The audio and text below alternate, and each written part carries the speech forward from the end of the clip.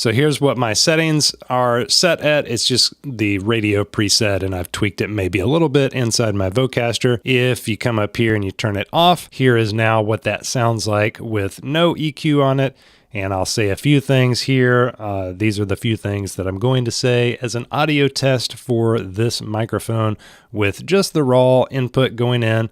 And here's what I've got my level set on.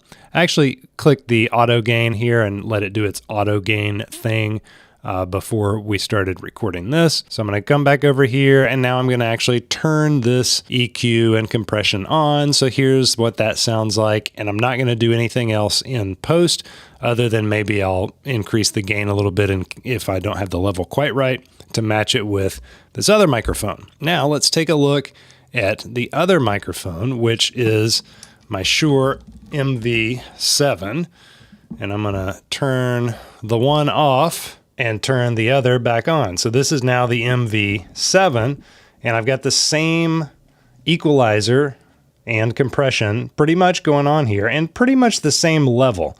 So I didn't do the auto gain just now to set this up, but I had already done that. This is just the settings that typically my MV7 is set on a normal recording day. So this is what it sounds like with the enhanced audio, with these equalizers on. Now we're going to turn that off, and I'll say a few more things here, just like I did talking about the Mackie EM99B.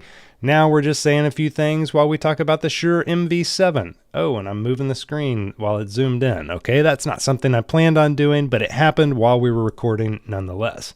Incidentally, I'm using Windows power tools to do stuff like zoom in and out like this, just with a keyboard shortcut. It's really fun. I'm constantly looking for ways to explore, having the excuse to do that more and more. All right, so anyway, enough of that. Now we're going to turn the EQ back on, and here's what the MV7 sounds like with that EQ back on it. Sounds pretty good from where I'm sitting, from where I hear this. This is the microphone that is my daily mic of choice. I have not had a chance to get into tons of comparison videos, and I hope to do more of that in the future because it really is fun to check out how these things compare to each other.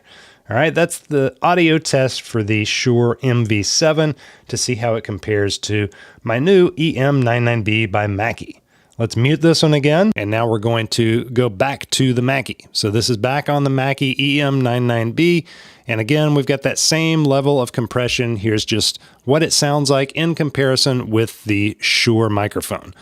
So both of these, I like them a lot. I like how this one looks. I like how this one looks.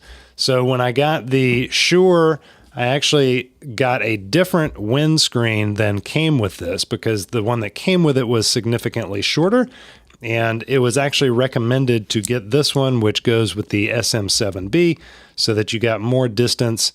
Your mouth doesn't get too close to what the sound pickup. What do you even call this? The place where the sound happens, the place where the microphone starts doing its thing.